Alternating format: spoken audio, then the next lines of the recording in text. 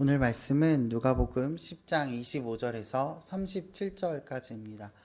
누가복음 10장 25절에서 37절까지 제가 한 절 여러분들한테 교독하겠습니다. 어떤 율법 교사가 일어나 예수를 시험하여 이르되 선생님 내가 무엇을 하여야 영생을 얻으리이까?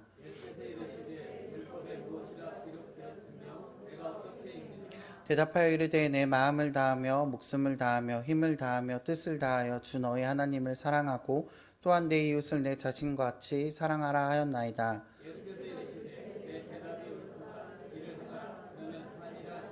이 사람이 자기를 옳게 보이려고 예수께 여짜오되 그러면 내 이웃이 누구이니까?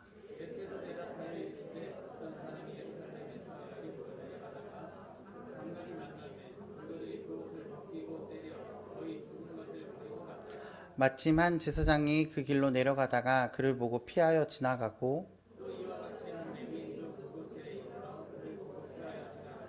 어떤 사마리아 사람은 여행하는 중 거기 이르러 그를 보고 불쌍히 여겨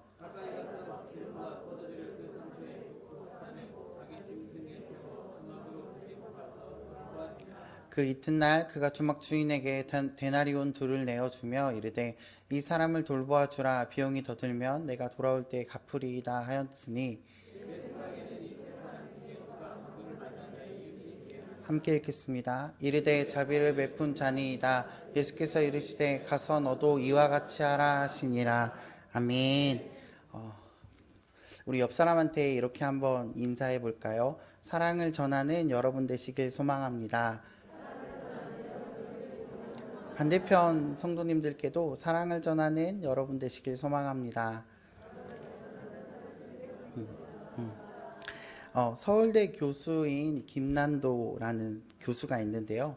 아프니까 청춘이다라고 하는 굉장히 유명한 책을 낸 교수인데 매년 트렌드 코리아란 그 제목으로 2022년 그러니까 올해의 트렌드가 될 만한 것들을 설명하는 책을 냅니다.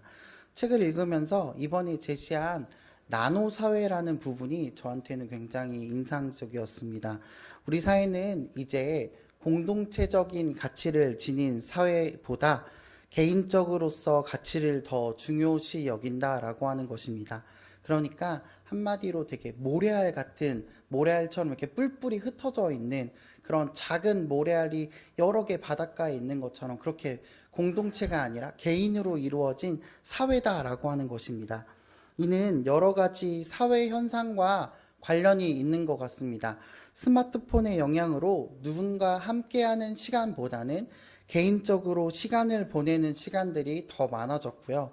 그리고 코로나라는 영향으로 인해서 밖에서 사람들과 관계 맺고 시간을 보내기보다 집에서 가족들과 시간을 보내고 혹은 개인적인 시간이 많아졌다 보니 이러다 보니까 우리에게 이제 이웃이란 단어는 듣기도 어렵고 우리에게 이웃이라는 그 말은 이웃이라는 개념 자체가 우리 사회에서 굉장히 흐려지고 있다라고 그런 사회를 살아가고 있습니다. 이런 사회를 살아가다 보니 우리는 어느새 중요한 것을 잊고 있다는 생각을 하게 되었습니다. 코로나로 인해서 우리들은 굉장히 많은 것들을 잃어버린 것 같습니다. 어떤 사람들은 직장을 잃기도 했고요. 어떤 사람들은 신앙을 잃기도 했습니다. 그리고 또 어떤 사람들은 사람들과의 관계를 잃기도 하였습니다. 다른 한편으로 개인적인 시간이 굉장히 많이 늘어나다 보니 하나님과의 관계가 더 이전보다 좋아진 분들도 계시는 것 같습니다. 바로 이 자리에 계신 분들이 그런 분들이 아닐까 싶습니다. 그러나 우리들 가운데 점점 잊혀지고 있는 아주 중요한 것이 하나 있습니다. 그것은 하나님께서 우리들에게 허락하신 계명입니다. 뭐냐면 내 마음을 다하며 목숨을 다하며 힘을 다하며 뜻을 다하여 주 너의 하나님을 사랑하고 또한 내 이웃을 내 자신과 같이 사랑하라 라고 하는 그 계명입니다. 그러니까 정리해보면 하나님을 사랑하는 것과 이웃 사랑하는 것, 이것이 하나님께서 우리들에게 허락하신 계명이다라고 하는 것입니다. 하나님을 사랑하는 것은 우리가 굉장히 잘하고 있지는 않나 생각해 봅니다. 그런데 나노 사회라고 불려지는 이 사회적인 현상이 그리고 코로나라고 하는 사회적인 현상이 우리들을 이웃과 멀어지게끔 하는 것 같습니다. 하나님을 사랑하는 것과 함께 따라오는 이웃을 사랑하는 일이 어느새 우리의 관심에서 관심 밖의 영역으로 나아가진 않았나라고 하는 것입니다. 오늘의 말씀을 통해서 우리는 누가 우리의 이웃인지 그리고 어떻게 그 이웃을 사랑해야 되는지 같이 말씀을 나눠볼까 합니다. 오늘 말씀은 우리가 너무나 잘 아는 그리고 너무나 유명한 말씀인 것 같습니다. 어떤 한 유대인 율법학자가 예수님을 찾아와서 이렇게 물어보는 것입니다. 예수님, 어떻게 하면 영생을 얻을 수 있습니까? 이는 예수님을 시험해 보기 위해서 물어본 질문입니다. 그때 예수님은 이렇게 묻습니다. 율법에는 어떻게 적혀 있습니까? 라고 하는 것입니다. 율법학자는 이렇게 얘기합니다. 마음과 목숨을 다하고 힘과 뜻을 다하여 내 하나님을 사랑하고 이웃을 내 자신과 같이 사랑하라 라고 적혀 있습니다. 라고 했습니다. 대답을 들은 예수님은 이렇게 얘기했습니다. 그래, 내 말이 옳다. 가서 그대로 행하라 라고 말씀하시는 것입니다. 이 율법학자는 한 번 더 예수님께 질문을 여쭙습니다. 그럼 누가 우리의 이웃입니까? 라고 하는 것입니다. 그때 예수님은 그 질문에 대한 대답으로 한 이야기를 들려주시기 시작합니다. 예루살렘에서 여리고로 가다가 강도 만난 사람의 이야기를 해주시는 것입니다. 한 사람이 예루살렘에서 여리고로 내려가다가 강도를 만나 자신이 갖고 있는 옷과 짐과 그리고 피를 흘리며 쓰러져서 죽어가고 있었습니다. 한 제사장이 예루살렘에서 여리고로 내려가는 길에 그 피 흘려서 죽어가고 있는 그 사람을 본 것입니다. 근데 제사장은 그를 못 본 채 하고 그냥 지나갔습니다. 그 뒤에 레위인이 예루살렘에서 여리고로 내려가는 길에 똑같이 피 흘려 죽어가고 있는 그 사람을 보았습니다. 그런데 그도 못 본 채 하고 그냥 지나가는 것입니다. 다음에 길을 가던 사마리아인이 있었습니다. 사마리아인은 그 피 흘려 죽어가고 있는 사람을 발견하고 자신이 갖고 있는 기름과 포도주를 갖고 그 상처에 기름과 포도주를 부어서 응급처치를 하고 자기 짐승에 그 피 흘려 죽어가는 사람을 태워서 주막, 그러니까 지금의 여관을 가서 데리고 가서 돌보아 주었습니다.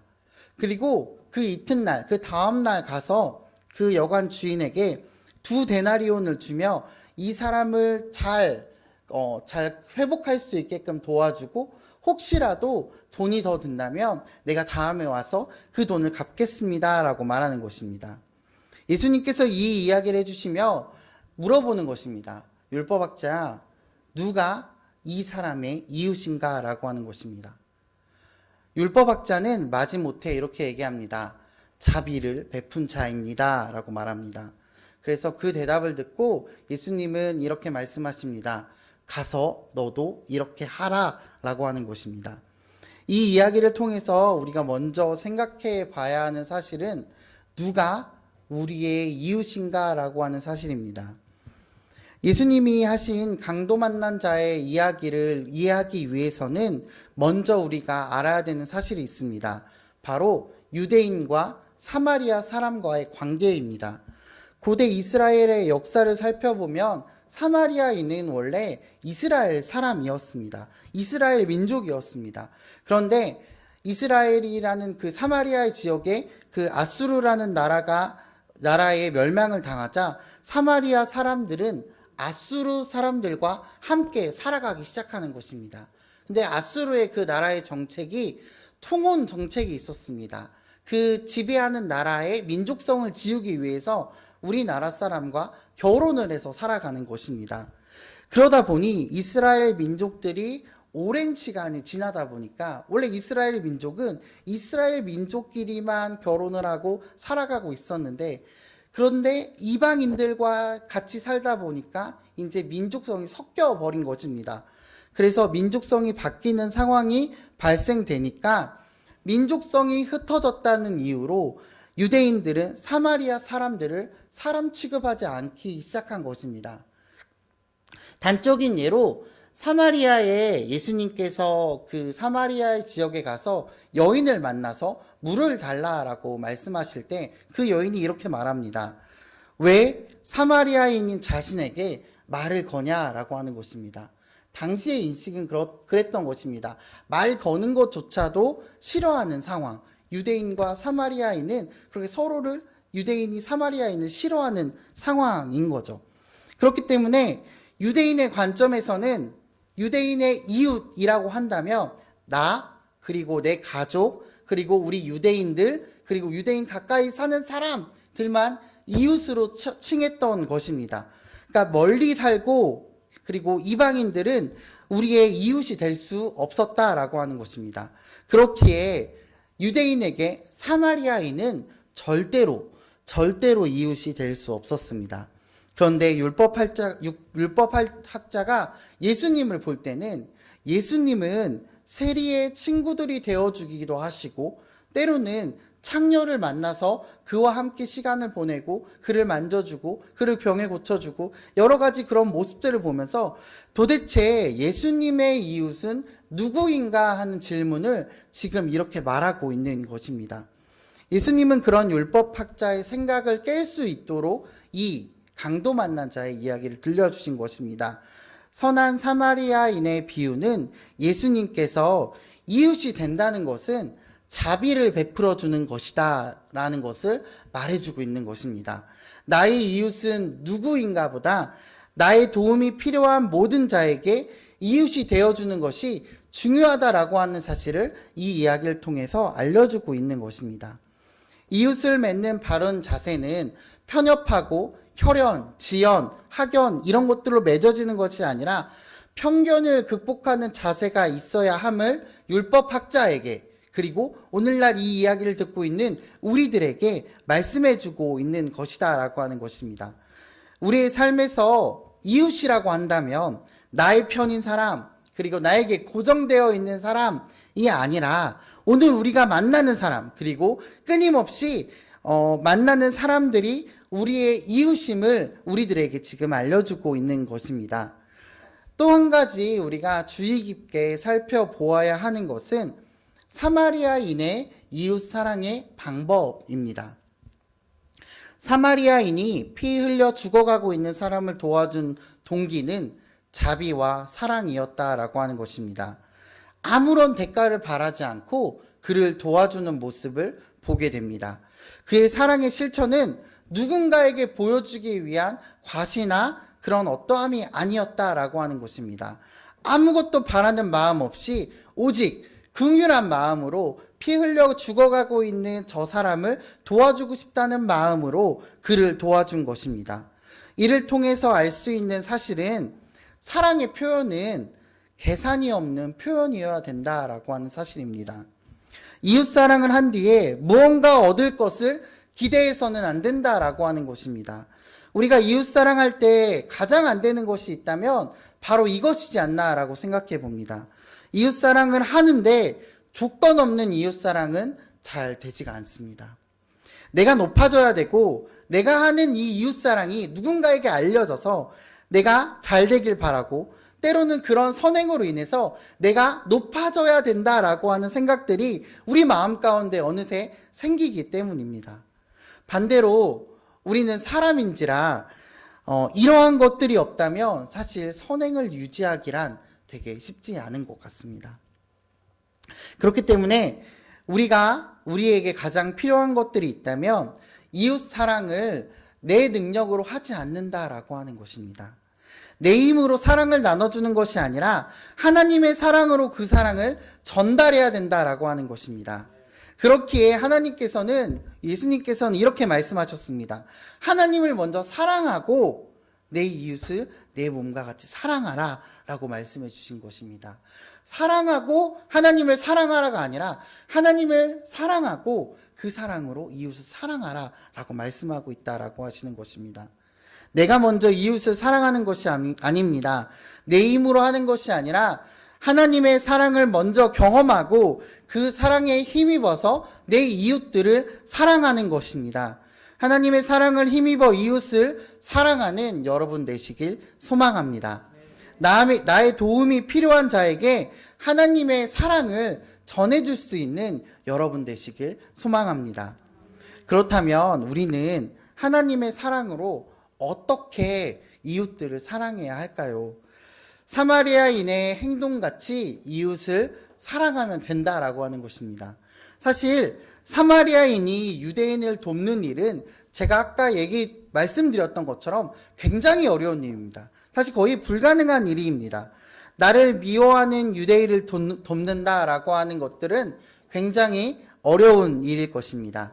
또한 피 흘리고 있는 유대인을 사마리아인이 데리고 가서 마을에 들어가는 것은 유대인에게 맞아 죽을 수도 있는 그런 오해를 받을 수도 있는 굉장히 어려운 일이었습니다. 여관의 주인 역시 마찬가지일 것입니다. 여관의 주인 역시 유대인일 텐데 여관에 들어가서 그 사람을 잘 돌봐주십시오라고 사마리아인이 부탁하는 것은 당시에 충분히 욕을 먹을 만한 행동이었고 충분히 오해받을 수 있을 만한 행동이었다라고 하는 것입니다. 그럼에도 불구하고 사마리아인은 아무것도 바라지 않고 자기가 갖고 있는 것으로 곧바로 치료하는 것을 볼 수 있게 됩니다. 자신이 갖고 있는 포도주와 기름을 갖고 상처에 부어 그 상처를 치료하는 모습을 볼 수 있습니다. 이에 그치지 않고요. 자기 짐승에 태워서 여관으로 데리고 가서 돌보아 달라고 말합니다. 예루살렘에서 여리고로 내려가는 길은요. 굉장히 먼 길입니다. 27km 정도 된다라고 하는데요.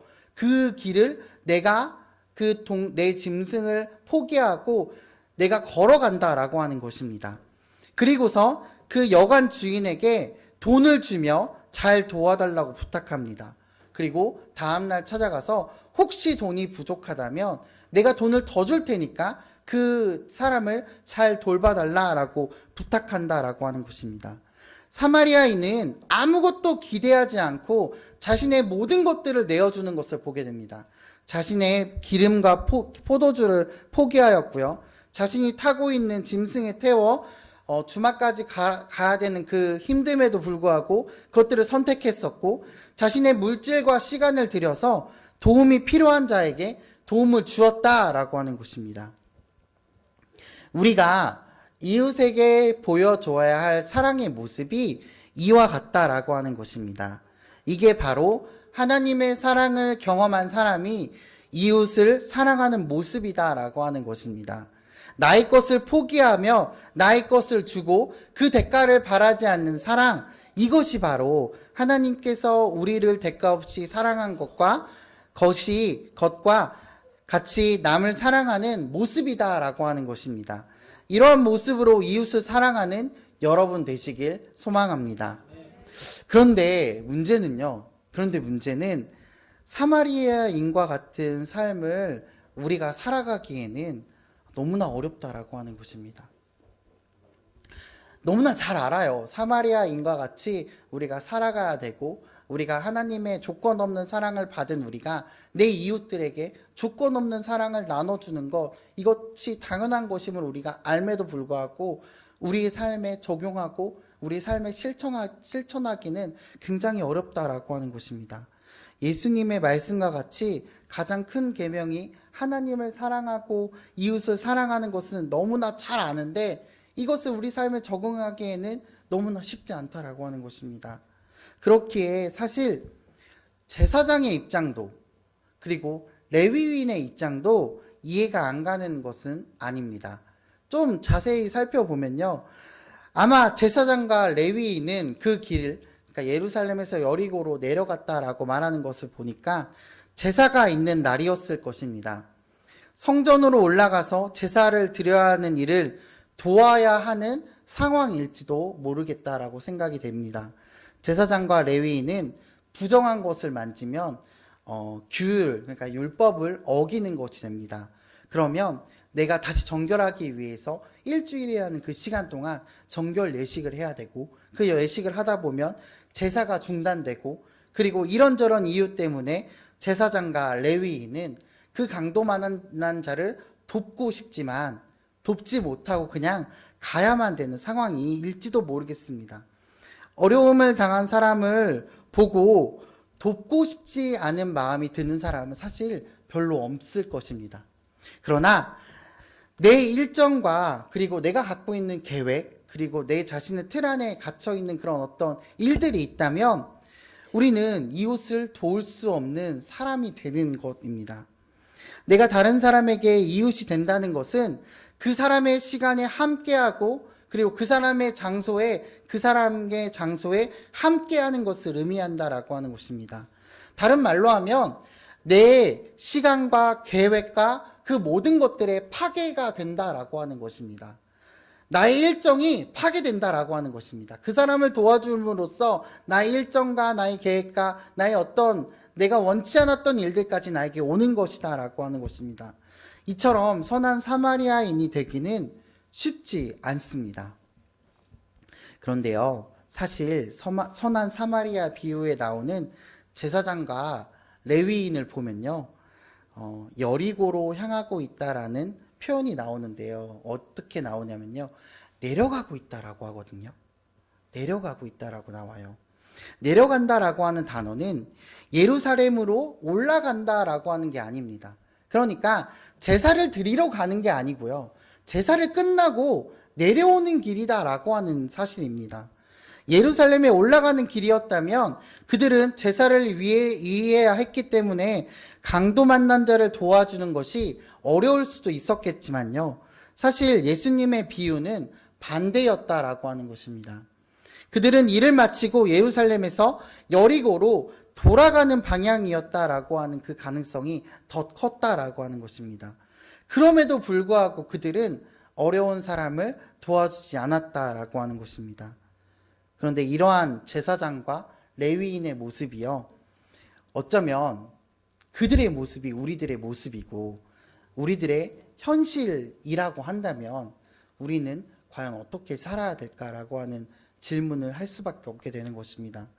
우리들이 강도 만난 자를 도와주고 선한 사마리아인과 같이 정말 나의 모든 것들을 내어주고 조건 없이 사랑할 수 있는 사람이라면 얼마나 좋을까요? 얼마나 내가 자랑스러울까요? 얼마나 내가 뿌듯할까요? 그렇지만 방금 말했던 것과 같이 선한 사마리아인과 같이 되기는 참 쉬운 일이 아닌 것 같습니다. 도리어 너무나 어려운 것 같습니다. 도리어 사실 불가능한 일인 것 같습니다. 나의 모든 것들을 포기하고 나의 아무런 조건 없이 나의 모든 것들을 내어줘야 되고 내가 오해받을 수 있는 상황임에도 불구하고 그런 선한 일을 하는 것은 굉장히 어려운 것 같습니다. 제가 신촌에서 교회를 다닐 때 새벽에 이제 지하철을 타고 교회를 가야만 하는 상황이 있었습니다. 그런데 주일 새벽에 혹시 지하철을 타보셨습니까? 굉장히 많은 아픈 사람들이 많이 있습니다. 술에 취해서 어디에서 내리는지도 모르고요, 지하철에 엎드려 있고 길가에 엎드려 있고 도로변에 엎드려 있고 이런 사람들이 굉장히 많습니다. 근데 어느 날에는 제가 이제 급하게 교회를 가는 길이었는데요, 길가에 누군가가 쓰러져 있는 것입니다. 근데 피가 살짝 있더라고요. 입에 피가 살짝 묻어 있더라고요. 근데 제가 거기서 약간 고민이 되는 겁니다. 저 사람을 도와줘야 되나 아니면 도와주지 않아야 되나. 왜냐면 지각했거든요. 교회를 일찍 가야 되는데 지각했거든요. 그래서 마음속에 길을 걸어가면서도 계속 눈이 이렇게 가는 것입니다. 도와줘야 되나 말아야 되나 이렇게 고민하고 있는데 다행히도 저보다 가까운 분이 먼저 다가가서 119에 전화해 주시더라고요. 제 마음 가운데 되게 다행이다라는 마음이 들더라고요. 내가 도와주지 않아서 다행이다. 근데 나중에 제가 이 설교를 준비하다 보니까 나의 모습이 제사장의 모습이고 레위인의 모습이었구나라고 하는 생각이 들더라고요. 사실 저는 지각해도 됐었거든요. 왜냐면 저는 전도사가 아니었고 교사였기 때문에 원래 지각하면 안 되지만 그런 일로 인해서 지각하는 것쯤은 사실 용납이 됐는데 그걸 제가 못 본 채 했더라고요. 어쩌면 우리들은 선한 사마리아인이 되기는 어려울 것 같습니다. 선한 사마리아인이 강도 만난 사람을 보면서 불쌍히 여겼다라고 하는 표현이 있는데요. 이 단어가 예수님께서 아픈 병자들을 보시면서 불쌍히 여겼다라고 말하는 그 단어와 똑같은 뜻을 사용하는 단어로 쓰여졌습니다. 선한 사마리아인의 모습에서 어려움에 처한 사람들을 돌보시고 불쌍히 여기시는 예수님의 모습이 그 모습 가운데 있다라고 하는 것입니다. 그렇다면 어쩌면 우리들은 선한 사마리아인은 될 수 없을 것 같습니다. 자발적으로 달려가서 어려운 사람을 하나님의 사랑으로 도와줄 수는 없을지 모르겠지만 이미 다 치료가 됐고 그 값을 다 치르고 그 아픈 사람을 돌보기만 해도 되는 그런 어떤 여관 주인 정도의 역할이라면 우리는 그 역할 정도는 할 수 있지 않나라고 생각해 보는 것입니다. 여관 주인에게 필요한 것은요, 다른 어떤 것들이 필요 없습니다. 오직 성실한 마음 하나만 있으면 되는 것입니다. 모든 치료는 다 끝났고요. 후에 필요한 비용도 다 사마리아인에게 약속을 받았습니다. 그렇다면 남은 것은요, 그 약속대로 돈을 받았으니까 성실히 그 아픈 사람을 돌보기만 하면 된다라고 하는 것입니다. 그냥 남은 일들을 성실하게 감당하기만 하면 된다라고 하는 것입니다. 사랑하는 성도 여러분, 우리가 선한 사마리아인이 되지는 못할지라도 여관 주인 정도는, 여관 주인의 역할 정도는 우리가 할 수 있지 않나 생각해 봅니다. 예수님께서 우리들에게 맡겨주신 사람들이 있습니다. 예수님께서는 이미 그들을 아픈 부분을 고쳐주고, 그리고 우리가 할 일은 그들이 온전히 회복할 때까지 도와주고 봐주고 옆에서 지켜보는 것, 그 정도만 하면 되는 것입니다. 모든 비용은 예수님께서 책임져 주신다라고 하는 것입니다. 오늘 나에게 주어진 이웃은 누구입니까? 나는 누구에게 의미가 있는 존재가 될 것입니까? 우리 주변에 있는 그들을 찾아서 그들에게 선한 사마리아인들이 우리는 되지는 못할지언정 여관 주인과 같이 성실하게 그들을 돌봐주는 역할 정도는 우리가 할 수 있지 않나라고 생각해 보는 것입니다. 우리 주변에 이런 돌봄이 필요한 사람들이 있습니다. 제가 그 출석 체크를 이제 임 목사님과 하다 보면요, 원래 이제 교구 표에 있는 수없이 많은 이름들을 보게 됩니다. 그리고 수없이 많은 출석부의 빈칸들을 보게 됩니다. 우리 교구에, 우리 셀에 많은 이름들이 있지만 제가 토요일날 전화 받는 전화 수는요, 몇 명이 예배 드리셨어요? 2명이요. 몇 명이 예배 드리셨어요? 1명이요. 이렇습니다. 우리 주변에 우리의 도움이 필요한 이웃들이 우리 주변에 있는 것입니다. 내가 돌보지 않아도 되는 이웃이 아니고요, 나의 도움이 필요한 그 이웃들이 우리 주변에 있다라고 하는 것입니다. 바로 내 주변에, 바로 내 옆에 도움이 필요한 사람들이 우리 주변에 바로 있다라고 하는 것입니다. 이번 한 주를 살아갈 때 여러분, 그들에게 선한 사마리아인은 아닐지라도 여관 주인 정도의 역할에 노력들을 해보시면 어떨까요? 여관 주인 정도의 그런 성실함을 보여주시면 어떨까요? 그렇게 할 때 그들이 예수님께 돌아오는, 그들이 예수님께 회복되는 그런 귀한 역사가 우리 한례교회 가운데 일어날 것이라고 믿습니다. 그렇게 그런 은혜를 경험하시는 저와 여러분 되길 소망합니다. 함께 기도하겠습니다.